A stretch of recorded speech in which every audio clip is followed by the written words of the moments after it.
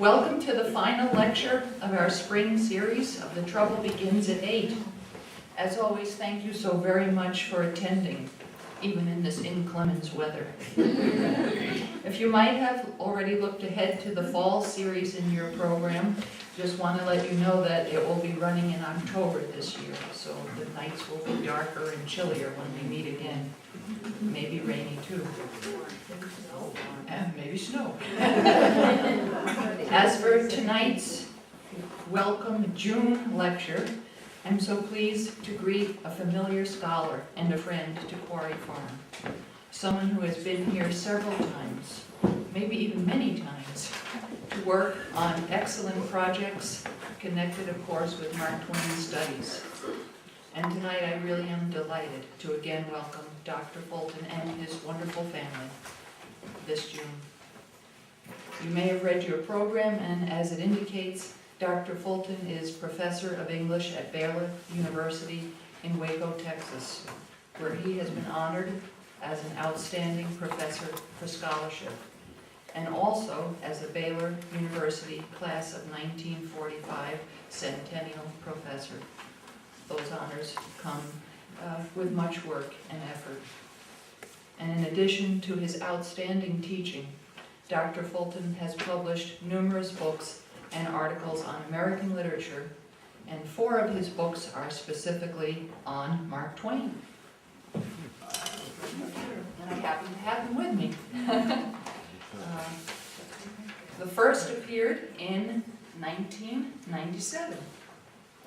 And the second book, for me at least, and for many of us here, probably has great fondness because he specifically focused on discoveries he made at the farm and in the archive with Mark Woodhouse.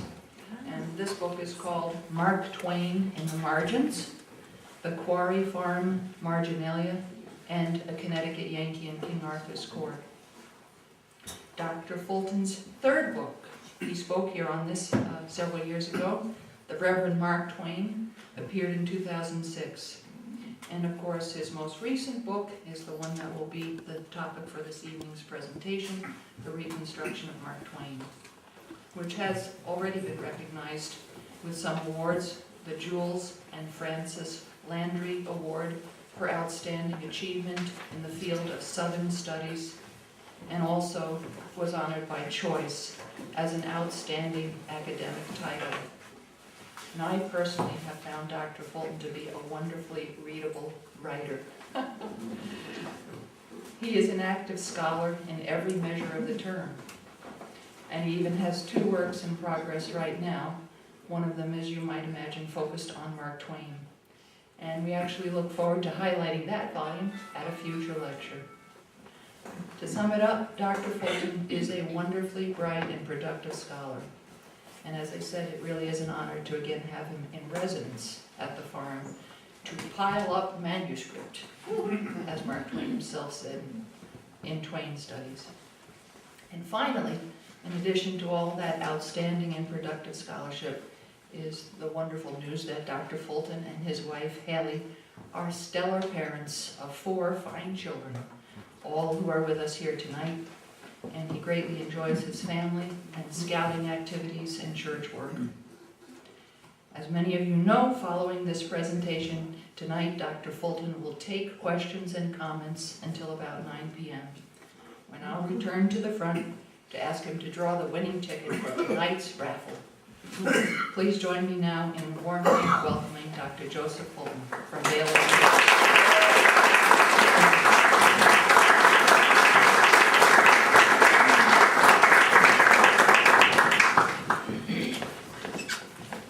Thank you, Barbara, and thank you all for coming out to be here tonight. I really appreciate it. It's always wonderful to be at Quarry Farm, Huckleberry Finn's home, as Clemens called it. It's especially wonderful to be here when Mrs. Langdon can be present, so I can just say with Quarry Farm, what a wonderful gift you have given, you and your family have given to Elmira College, but also to the world of Mark Twain scholarship. It's just a great.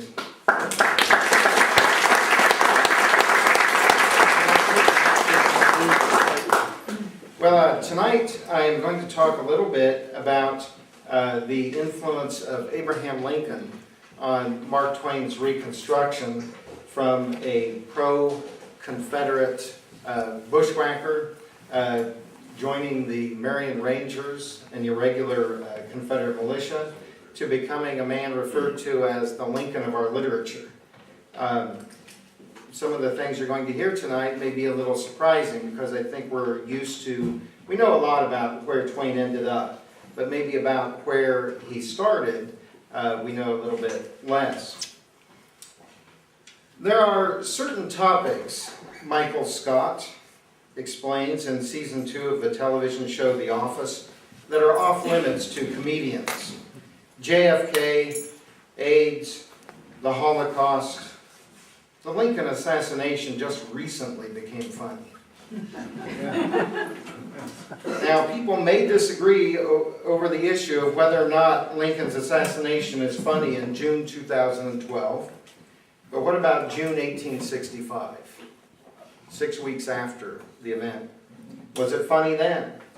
Sam Clemens evidently thought so and wrote a number of humorous articles featuring John Wilkes Booth and the assassinated president at a time when few would have imagined it appropriate.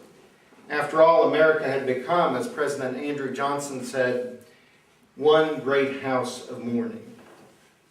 Joking and jibing about the recently slain president does not fit with our image of the reconstructed Mark Twain.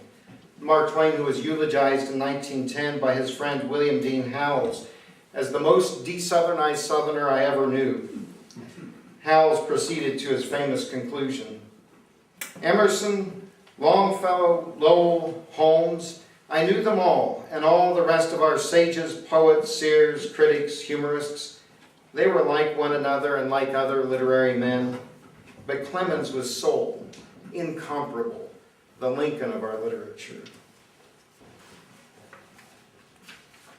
Howells was by no means the only person to compare Clemens with Lincoln. He was not even the first. In 1897, Charles Minor Thompson noted the kinship between the politician and the author. But in spite of the lack of polish, Lincoln was great. May not Mark Twain, the writer, in spite of his crude literary manners, be great also? T.M. Parrott compared Clemens to both Lincoln and Grant. Like these great Americans, both, it may be noted, representatives of his own section, Mark Twain has devoted his great powers to the service of right. In 1910, the comic writer George Ade discussed how Americans cherished a private affection for Clemens, and so called him Mark or Sam, just as Abraham Lincoln was simply Abe to every soldier boy. Probably following Howells' lead, the number of people comparing Clemens to Lincoln increased dramatically after 1910.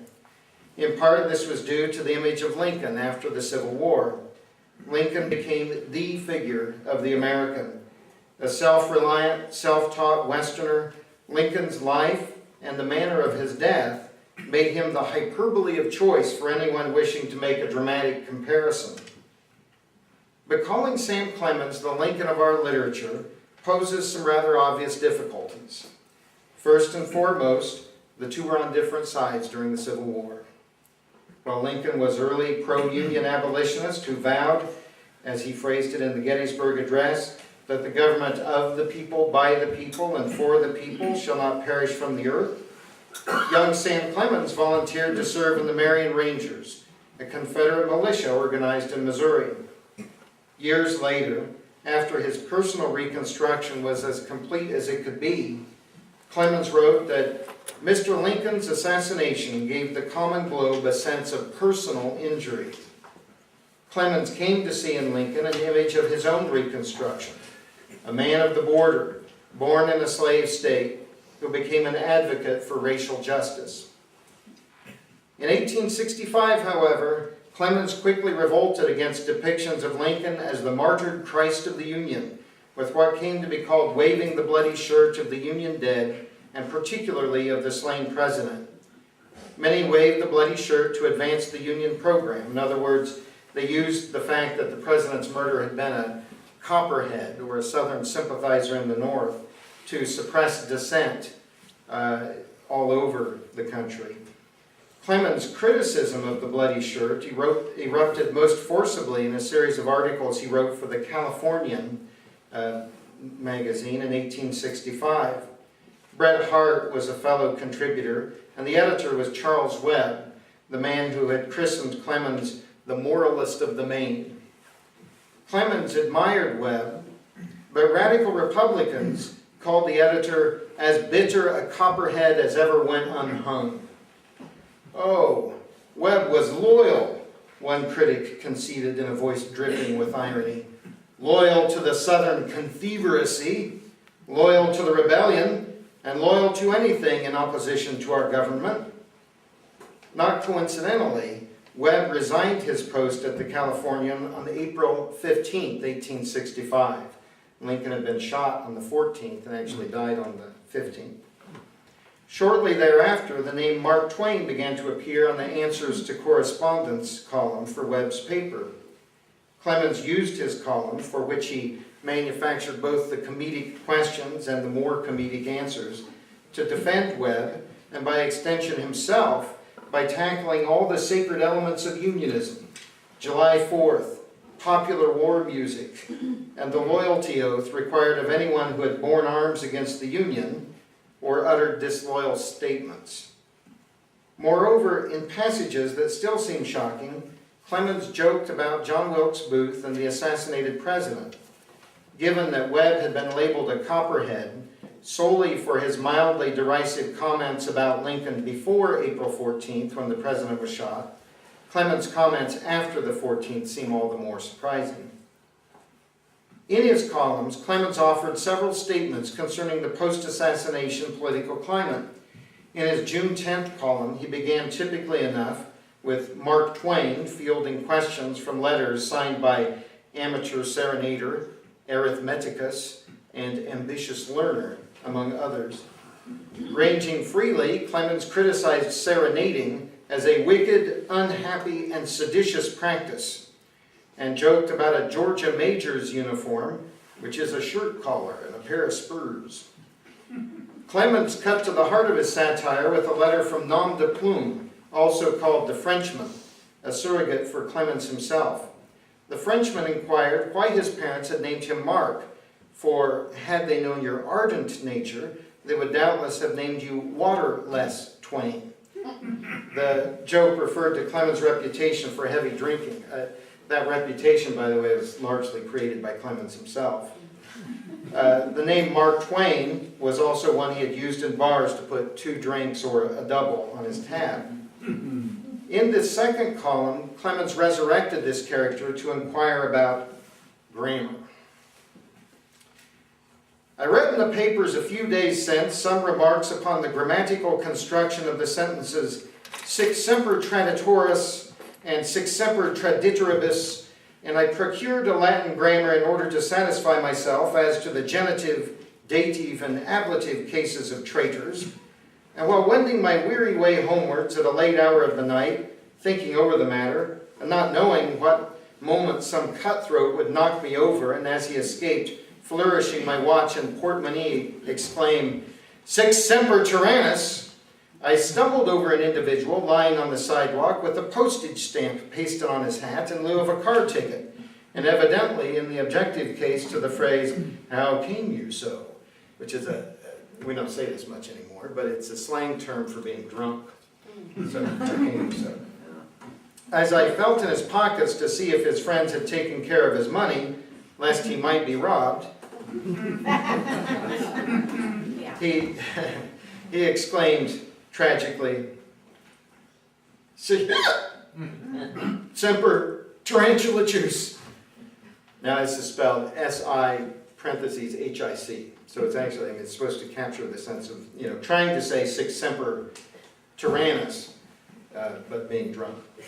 Not finding the phrase in my grammar, which I examined it once, I thought of your advice, and I asked him what he meant. Said he, "I mean just what I say, and I intend to stick to it."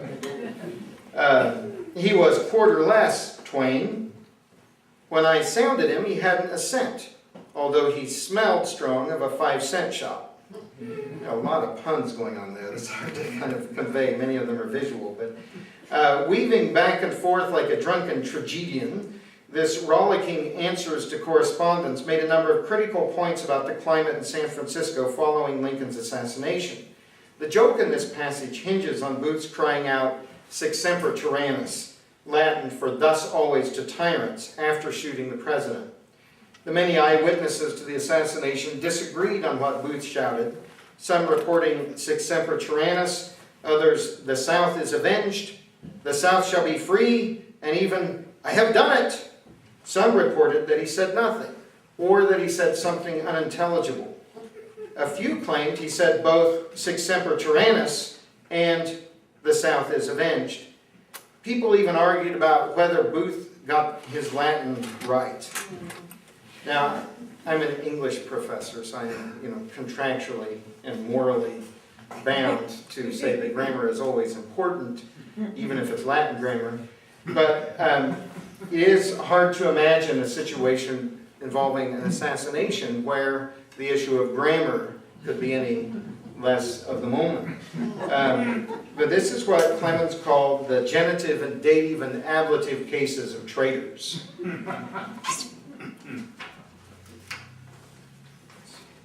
At the same time, Clemens lampooned the figure of Booth himself, who appeared to some at Ford's Theater to have been drunk. In Clemens' version, Booth was so drunk that he slurred over the statement he yelled after firing the shot that killed the president. The Booth figure in Clemens Burlesque cried, "Semper tarantula juice," tarantula juice being slang for whiskey. Clemens punned on his own nom de plume with jokes about the Booth figure being quarter less Twain, that is, not having any money, but also presumably having imbibed from the whiskey bottle, the tarantula juice, until it is a quarter less Twain, the Mississippi riverboating term for 1/4 fathom below safe level. In any event, the character had been drinking cheap whiskey or tarantula juice at a saloon in California known as a 5-cent shop, and so hadn't a cent left, spelled with a C, but did have a cent with an SC. This is what I was trying to get at with all these visual puns. So, that kind of cent. Well, I just want to make sure you got the joke. The popular press represented Booth as being depressed, drunken, even weaving about after the assassination. The confusion of the Booth figure with the name Twain, however, suggested an identification of the two. And I think that Twain did this as a means of thumbing his nose at those who had charged him with disloyalty during the Civil War years, among them Nevada's territorial governor James Nye, who traduced Clemens as a damned secessionist.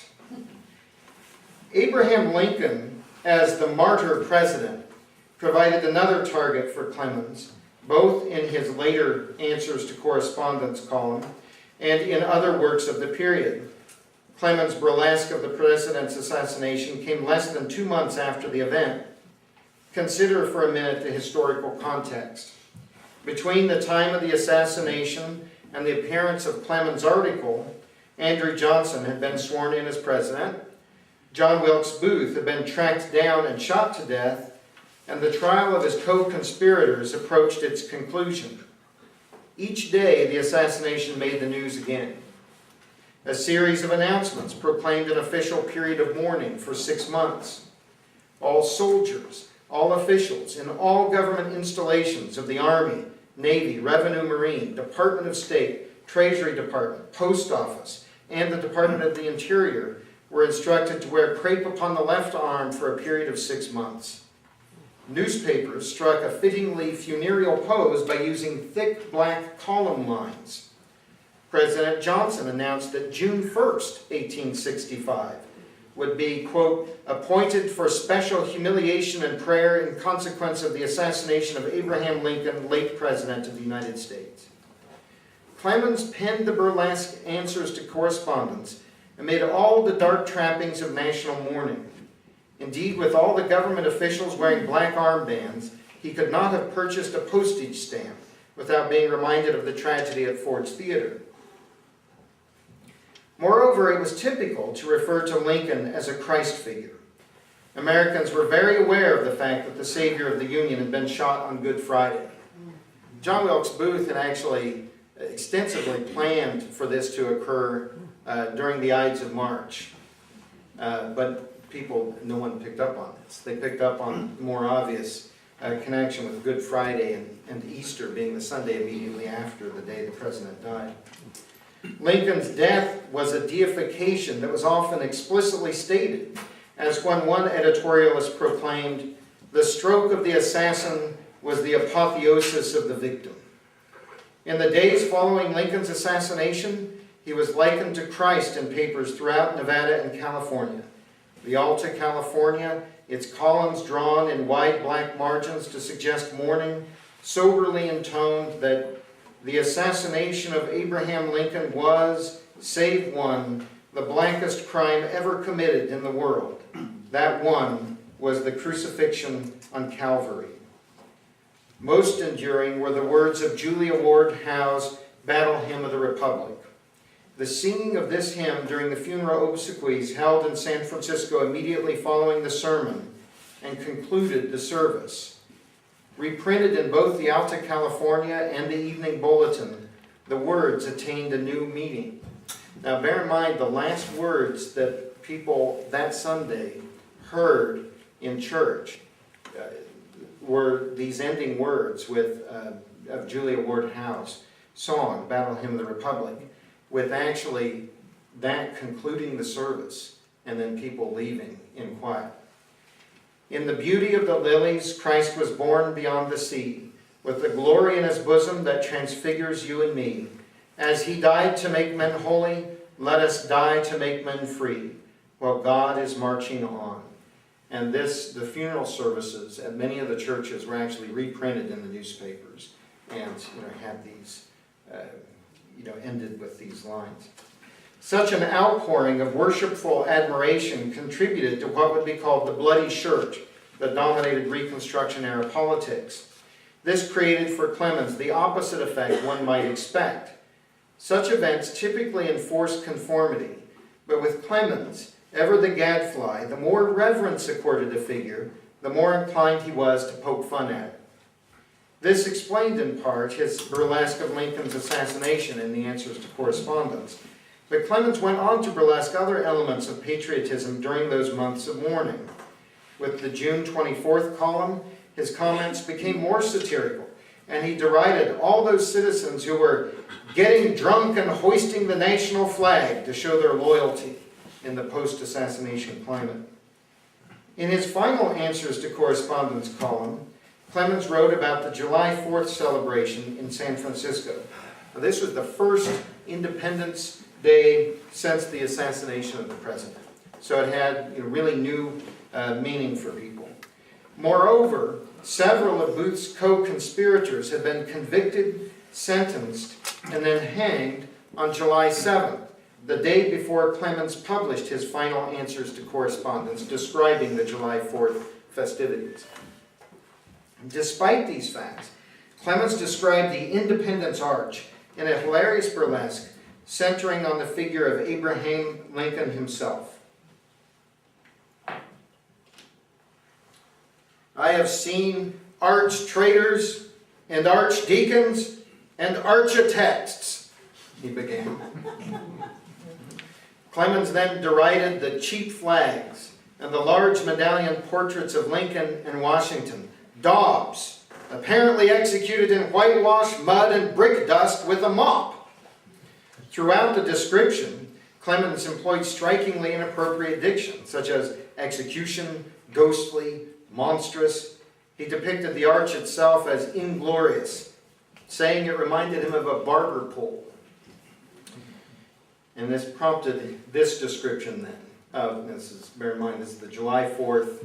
This is part of the parade, a big triumphal arch being carried through with this medallion of Lincoln and Washington as the saviors of our republic, marching through the streets of San Francisco.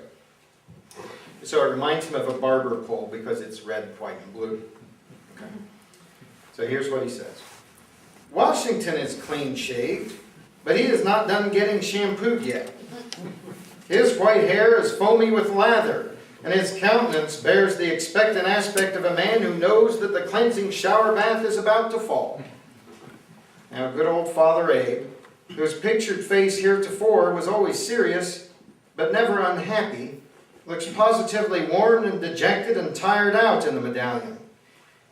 He has exactly the expression of one who's been waiting a long time to get shaved, and there are 13 ahead of him yet. Clemens had reported the previous July 4th, 1864, in much the same way, describing houses that were broken out all over with flags like smallpox patients. But his depiction of Abraham Lincoln on the first July 4th since his assassination must have disturbed some readers. Other San Francisco publications extolled the medallion, for no one wanted to admit the depiction of the slain president looked as bad as it did. Clemens alone claimed that not 3 months after his martyrdom, Lincoln the icon had become tired out. One of Clemens' favorite targets in 1865 San Francisco was Albert Evans, a writer for the Alta California newspaper. Twain referred to him as Fitz-Smythe. I've never been able to figure out exactly why. Evans published a poem mourning the slain president on April 17, 1865, 2 days after his death, 3 days after he was shot. It included these lines: "One mournful wail is heard from shore to shore. A nation's heart is stricken to the core. And freedom, kneeling with uncovered head, weeps by the altar of our country's dead." Now I'll read to you,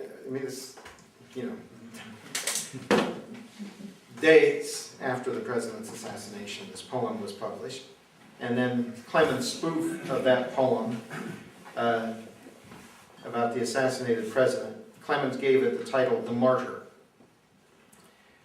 "Gone, gone, gone, forever and forever. Gone, gone, gone, the tidings ne'er shall sever. Gone, gone, gone, wherever, oh wherever. Gone, gone, gone, gone to his endeavor. Gone forever, to wherever, ne'er shall sever his endeavor from our soul's high recompense." Purporting to quote a portion of the poem with its "gone, gone, gone," and "gone forever," Clemens opined, "I consider that the chief fault in this poem is that it's ill-balanced, lop-sided, so to speak. There's too much gone in it and not enough forever." This stately anthem, mocked Clemens, was written in a lucid moment just subsequent to the assassination of the president. But Clemens' real target was not Fitz-Smythe, as he called Evans, but the rampant glorification of the president.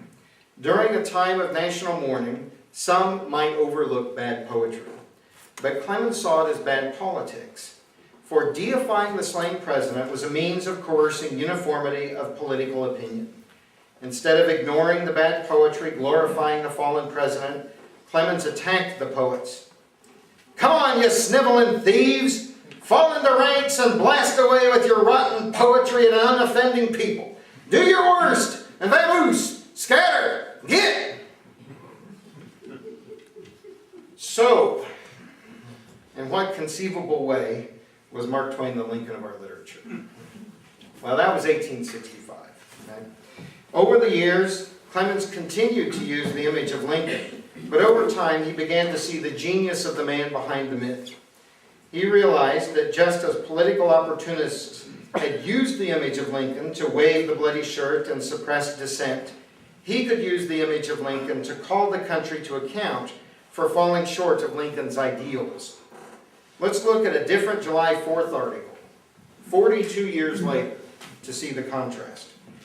In a July 4th, 1907 speech, the day we celebrate, Clemens joked about American traditions of holiday fireworks.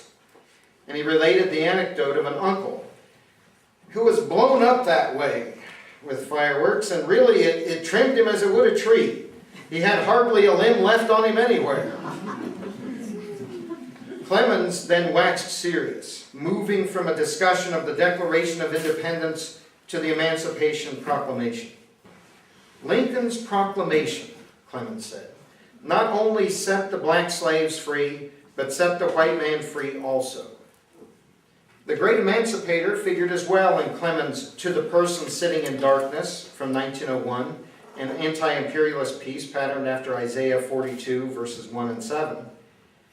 Outraged at the imperialist ventures by America, Great Britain, France, Germany, and Russia, Clemens indicted Christian civilization as based upon sham and hypocrisy.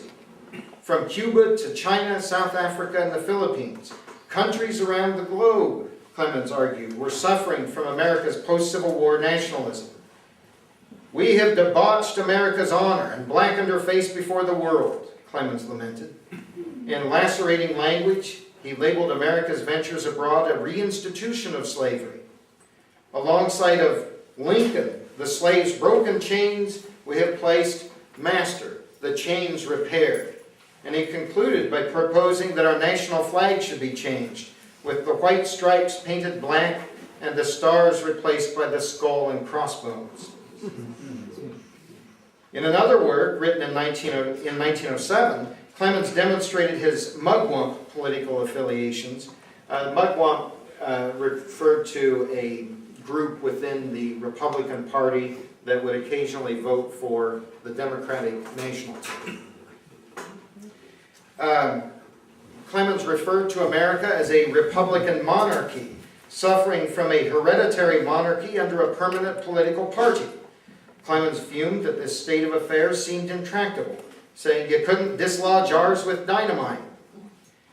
There is a president, he wrote, of the Republican Party, but there has been only one president of the United States since the country lost Mr. Lincoln 42 years ago.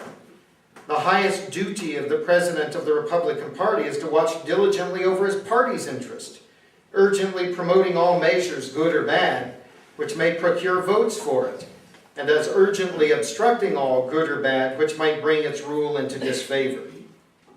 Clemens' invective illustrated that his conversion was neither to unionism nor to the Republican Party, but to the highest ideals behind those political concepts. Ideals he had come to see as represented by the man who now seemed to him the last real president of the country, Abraham Lincoln. Clemens invoked the assassination of President Lincoln not as party hacks did to win votes by waving the bloody shirt, but to provoke citizens to rise above party and hearken to the better angels of our natures. Most notably, in a piece called The Stupendous Procession, in 1901, Clemens wrote a burlesque news item describing a parade that contrasts with that earlier 1865 parade with the Lincoln Medallion from July 4th. This parade begins with a banner emblazoned with the words, "The 20th Century," and its motto, "Get what you can, keep what you get." Behind this banner marched all the dominant powers. While the major imperialist countries were all represented, England, Spain, Russia, France, and Germany, America occupied about half of the procession. Describing this imaginary parade, Clemens mentioned the slain president repeatedly, suggesting that the American eagle once held in the hand of Lincoln had been reduced to serving as policeman over this carrion. America had followed European examples, even with the emancipated slaves, and Clemens lamented that in the Civil War the slaves were used as soldiers, but did not receive civil liberties for which they had fought. Clemens even quoted President Lincoln's most famous words in this description of the parade. The Gettysburg speech, a noble figure and mournful, broken sentences embroidered upon its robe are vaguely legible.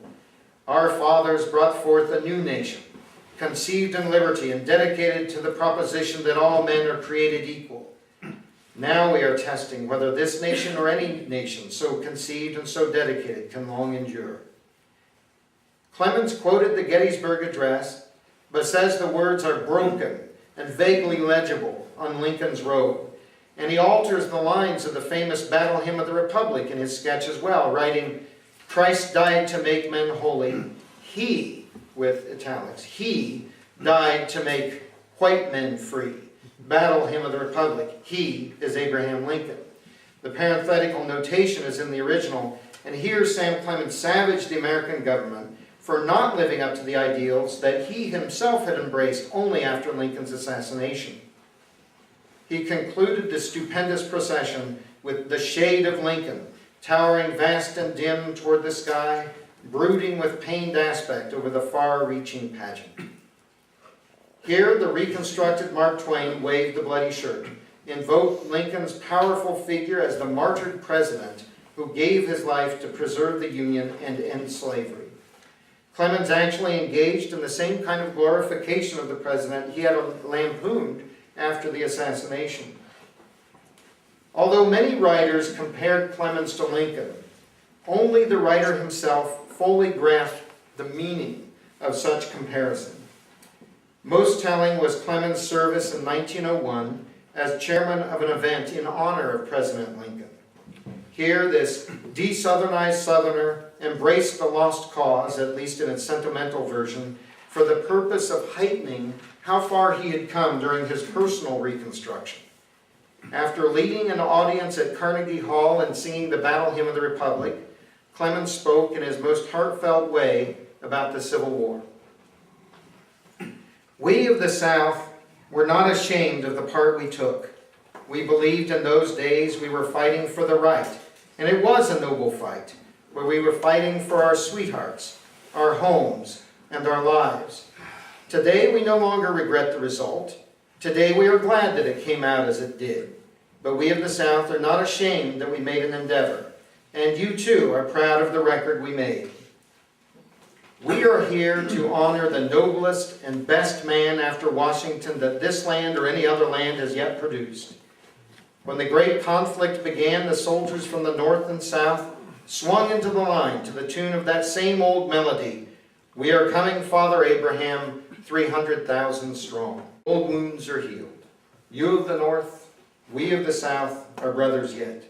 We consider it to be an honor to be of the soldiers who fought for the lost cause, and now we consider it a high privilege to be here tonight and assist in laying our humble homage at the feet of Abraham Lincoln. And we do not forget that you of the North and we of the South, one-time enemies, can now unite in singing that great hymn, America." Sam Clemens' part in the conflict, the Civil War, had been minimal, but its part in him was crucial. Clemens did not use the lost cause image the way other writers had used it. Rather, he emphasized his devotion to the Confederate cause precisely to accentuate his Southernness for the purpose of advancing the liberty and justice Lincoln had died for. Clemens may have exaggerated what his devotion to the Confederacy in 1861 had been, precisely to elevate the significance of what his devotion to Lincoln in 1901 had become. Embracing the Confederacy in 1901, so to speak, allowed Clemens to convincingly embrace President Lincoln as a symbol of what was best in Unionist politics. Clemens created a unique position for himself as a Southerner who grew up with slaves and joined the Confederacy, later championing Lincoln as the noblest and best man after Washington. So, as surprising as the assertion might seem, that Twain is the Lincoln of our literature, much connected the two men, and Clemens, more than anyone else, recognized it. In 1907, nearing the end of his own life, he wrote a plea in support of setting aside Abraham Lincoln's birthplace as a national park. Clemens commented on the fact that Lincoln's birthplace might seem a bit out of the way, a bit inconsequential. But it was no accident, Clemens wrote, that planted Lincoln on a Kentucky farm halfway between the lakes and the Gulf. The association there had substance in it. Lincoln belonged just where he was put. If the Union was to be saved, it had to be a man of such an origin that should save it. It needed a man of the border, where civil war meant the grapple of brother and brother, and disunion a raw and gaping wound. It needed one who knew slavery not from books only, but as a living thing, knew the good that was mixed with its evil, and knew the evil not merely as it affected the Negroes, but in its hardly less baneful influence upon the poor whites. It needed one who knew how human all the parties to the quarrel were, how much alike they were, who saw them all reflected in himself, and felt their dissensions like the tearing apart of his own soul. Clemens saw in Lincoln a fellow man of the border, a person who could see all sides, and who could feel the Civil War and all of its issues founded on race and place in his very bones. Clemens saw himself in Abraham Lincoln, for every statement he made about Lincoln was true of himself. The Civil War had been, in many respects, like the tearing apart of his own soul. The reconstruction of Clemens' soul was protracted, wrenching, and at times raucously humorous. Sam Clemens learned the truth of Lincoln's assertion that we cannot escape history. Sam Clemens' emergence as the Lincoln of our literature testifies to the profound role played in his own reconstruction by Abraham Lincoln, the man Clemens came to consider the noblest and best man after Washington. Thank you.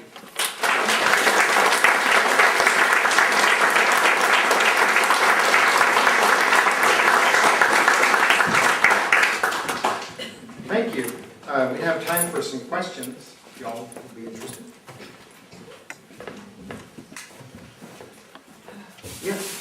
So where do you come down on how much of the Confederate philosophy that Twain actually held? I mean, during much of the Civil War, he was conveniently out west. Yes. But actually, I think that he discovered that he was kind of inconveniently out west. I think what happened, because the Civil War actually raged there, not in the sense of many battles, but it raged there in ways that I think that surprised him. But your question about the to what degree he really had Confederate sympathies is it's very difficult to know. But personally, and what I argue in the book is that it seems to me that what he was trying to do, the evidence suggests what he was trying to do was actually to go south to southern Missouri, that is, to join up with General Sterling Price's army. And that this was the goal. There's some family evidence and testimony that this was the case. But actually what happened was I'm sorry to use this phrase because this is really, it's just a brain bender, but the southern men of northern Missouri were prevented from going south to join Sterling Price's army because of the Union Army actually going in and capturing the central portion of the state. But the northern part of Missouri is actually, even today, it was really kind of the most culturally the southern part. But in Twain's time, it was referred to even as the South Carolina of Missouri because of it's where the cotton growing region was, and it's where there was the largest population of slaves. So the part of the Missouri that Twain grew up in was very much associated with the South. And supposedly, according to his family, the plan was that he joined the Marion Rangers to go south and join with General Sterling Price, but they were prevented from doing so. And actually, I mean, that was the, General Nathaniel Lyon, his brilliant maneuver that really preserved Missouri for the Union. But and then what I would say also about, in terms of going west, was a desertion. But I would say also, he actually continued to fight the battle in the Nevada Territory. What I argue in the book is that really, if you look at the context in which his political arguments that took place in the Nevada Territory that seemed very regional and seemed very local, actually they were very much infused with Civil War politics. For example, just one example, Twain had a series of articles where he fought with rival newspapers over changing the name of Lake Bigler to what we know the lake today, as Lake Tahoe, right? And there had been articles proposing this name change specifically because Lake Bigler had been named after the former governor of California, who had then come out in support of the Confederacy after he he was no longer governor, and was referred to then as not Governor Bigler, but Governor Big Liar, right? And so they didn't want to have, as they put it, this beautiful lake, Tahoe, as we know it today, they didn't want to have it poisoned by copperheadism, right? So there was this movement to change the name, from Lake Bigler back to the Indian name, Lake Tahoe. And again, a kind of a local, regional issue, but it's infused with Civil War politics. And Clemens came down on the side of Lake Bigler. He was very much against changing the name to Lake Tahoe, and actually used some in his articles, against changing the name. Used some really very copperish language, as it was referred to at the time, meaning it was Southern sympathizer language, and used racial epithets and so forth in his article. So I mean, he really, was not literally flying the flag of the Confederacy, but he was certainly, I think, doing as much as he could to undermine the Union authorities in the Nevada Territory, which is why, one reason I think that James Nye, it was a very forceful individual. I don't know if you've ever seen pictures of him, but he looks like a bulldog, kind of crossed with Winston Churchill. But he was absolutely determined that the Nevada Territory, during this period of Civil War, would show its absolute patriotism to the Union cause and would come into the Union as a state. He was so aggressive about, about jailing people who expressed disloyal sentiments that they actually referred to the Nevada Territory as the Nye-Vada Territory. So there was really, a lot of politics, Civil War politics going on in the Nevada Territory. And he actually had to leave the territory because of a dispute, again, where he wrote an article that, just basically making light of the efforts of the Union ladies to raise money for the sanitary fund, which was a forerunner of the American Red Cross.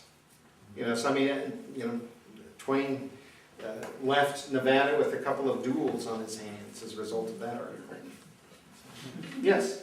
I believe you said that he saw himself in Abe Lincoln and he was making a comparison to Christ.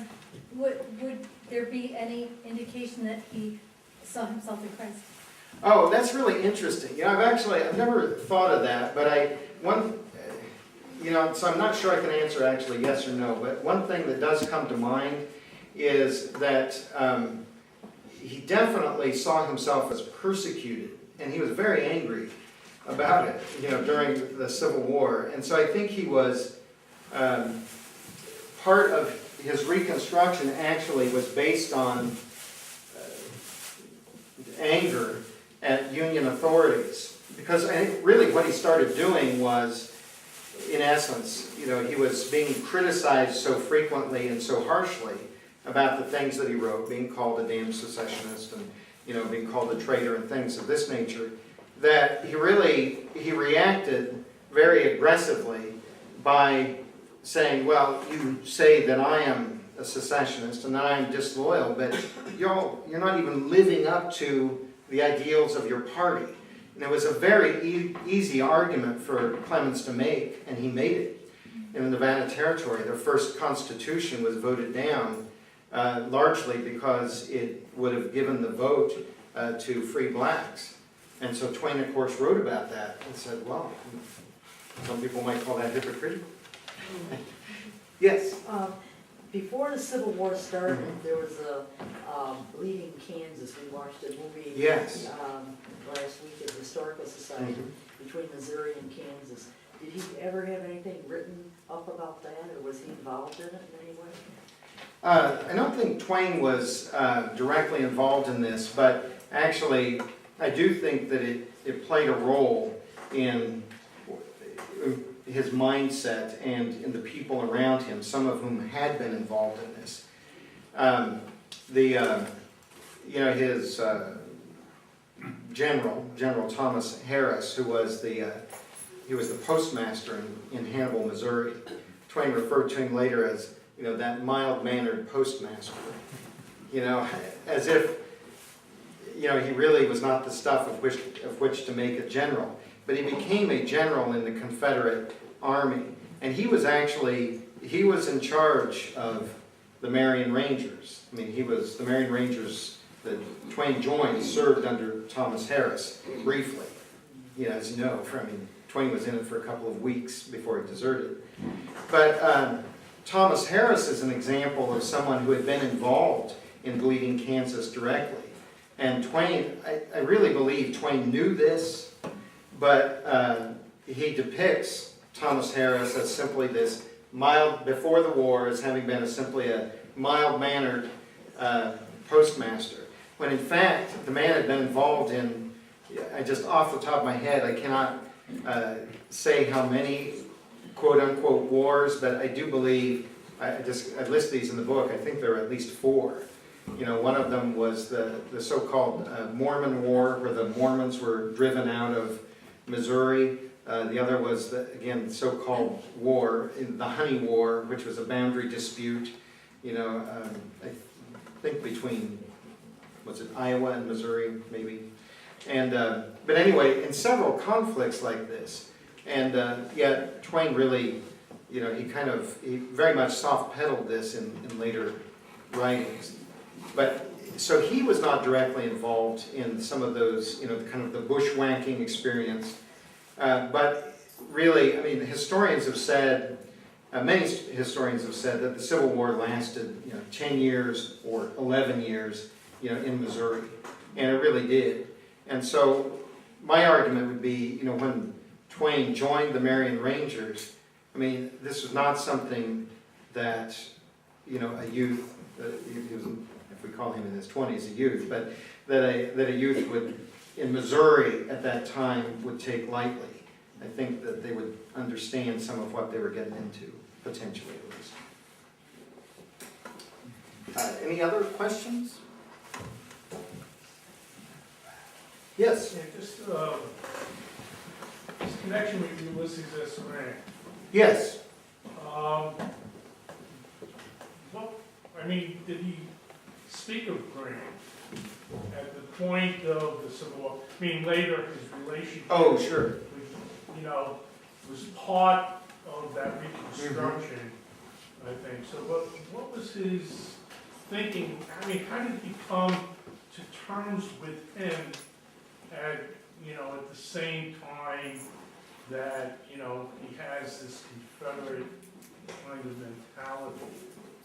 Oh, you mean how in the 1880s? How does he? Yeah, in the 1880s. I also see Twain, this Reconstruction, looks like a reconstruction of Huck Finn going down.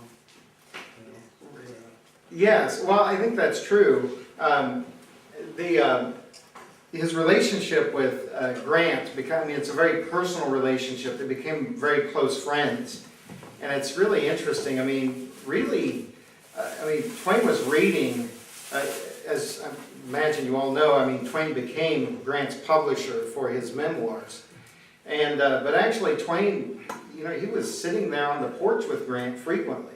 And he was frequently, he was getting Grant's day's production and reading it that night. And at the same time, was writing his own longest, and I guess we could arguably say major statement about his own Civil War experiences, the private history of a campaign that failed. And, all I can say is I think it's a very complex relationship that he had with Grant and with Sherman and with Robert Todd Lincoln, and many of the other figures that he became very close to personally. He respected them a great deal, but I do think that there was a bit of antagonism against the glorification of the warrior as the warrior. But that actually may have been one of the kind of the bonds that he had with men like Grant and Sherman, because they actually, they were more real, they were more human than, in their understanding of war, than many of the people who were kind of glorifying them. So I think his relationship was very complex with them. I think it was respectful, but I think one thing he may have shared with them was a kind of, something of an antagonism toward the glorification of the warrior. I mean, an example of this would be with Sherman. When Twain and Sherman were actually, they were, I believe it's when they were going to West Point or coming from West Point, on a speaking engagement together. And I think maybe even Robert Todd Lincoln was with them. But anyway, at every train stop, there would be a band. There would be this group of, citizens waiting to see Robert Todd Lincoln, William Tecumseh Sherman, and then, of course, Mark Twain. And so they would stop the train, and they'd strike up the band, and what song did they play? Marching Through Georgia. And, Sherman, Clemens writes that Sherman confided to him, he said, that is absolutely, a song I have come to dread. He hated it. He hated hearing it. But I think part of what he hated about it was the fact that it was such a triumphant song, such a happy song, if you've ever heard it. It's very happy, beat and melody. But in reality, what it's championing is something really brutal. A total war, of devastation. Burning everything in a 10-mile swath. And, if you read Sherman's memoirs, it's not something he glorifies. It's not something he is proud of. It's something that he says had to be done, and so we did it. And that's war, But anyway, I think the way the two interacted, it was often to really undermine the kind of the popular elevation of kind of the serious warrior as conqueror. One of those stops where they struck up the band for Marching Through Georgia with Sherman, Sherman and Twain actually exchanged clothing. Yeah, and Twain went out there wearing Sherman's uniform, got up to the back of the Pullman car, and acting like he's inebriated, waving at him like this, and and then everyone's, they're playing the band, and then they kind of looking, something not quite right, and then they realize it's a joke, and then they start laughing, and then, they go on with things. So I think, interestingly, it was kind of some of these traits of maybe wanting to undermine something that was elevated. It was something he shared with these warriors. So. Any other questions? Yes. Well, I'm a tourist from Florida, so I don't know much, but... Well, I'm from Texas, so my same dad, neck of the woods. My dad went to Baylor. Oh, really? Anyway, yeah. Sickle Bears. Yeah. Touched a little bit on his Reconstruction. I don't know if that's a moral Reconstruction, in terms of his relationship with slavery. Yes. Could you touch on that a little bit? Oh, certainly. Yeah, that was really at the heart of it. The belief that, I think, again, the context of the historical context of Sam Clemens' upbringing, something that is really important to understand, but very difficult to identify with. Twain, wrote in later years, he said that he was taught in the school, he was taught in the church, from the pulpit, and he was taught in the myriad of unspoken ways that slavery was right, righteous, and sacred. Those three words, right, righteous, and sacred. But the thing is that if you imagine someone growing up with that training, right, and that's a term that Twain used a lot in later years, the idea of training, people being caught and limited by their training. It's really, if you imagine someone being formed by that sort of training, and then having it all destroyed, there's an absence, and something has to replace it. So there is going to be a reconstruction of one sort or another. What form that might have taken. It certainly varied all throughout the South. But with Twain, it was definitely an awareness that, as much as it hurt him personally, that, really the happy, I think for me, it kind of comes down to this question. Was he entitled to the happy memories he had of childhood? And on some level, I think he felt that he wasn't. One of the things he describes in many of his autobiographical works is, all of the happy times that he had with the slaves, his playmates. But then there's this awareness as an adult, where he said, well, we were comrades and not comrades. Color and condition interposed a barrier between us. But at the time he wasn't aware of it, So really, it is that kind of reconstruction, and I think it made him just tremendously aware of the danger of the wrong sort of training. And so the Civil War experience is what made Sam Clemens into Mark Twain that we know, who was very critical, as we've seen, of, for example, our armies going abroad and not as liberators, that this was something that was wrong. And so it awakened him to all these ways that a society can mistrain its citizens. Yes? He wrote the war prayer. Yes, he did. And that had a lot to do with, each side praying to the same God. Yeah, and it's really, it doesn't say the Civil War in that at all, but it's there. It's left in this general way. It was a time of war, and then the church service is going on, and they're praying for victory, and then the stranger walks in, very much a prophet figure, and goes up to the front of the church and then says, "Let me give voice to the prayer you are actually saying in your hearts when you say these words out loud." And it's just horrible, but it's real, and I do think that that definitely came out of the Civil War experience. Yes? What role did his wife and her family play in his Reconstruction? And would it have been possible for him without their influence? I don't know if it would have been possible at all, but we're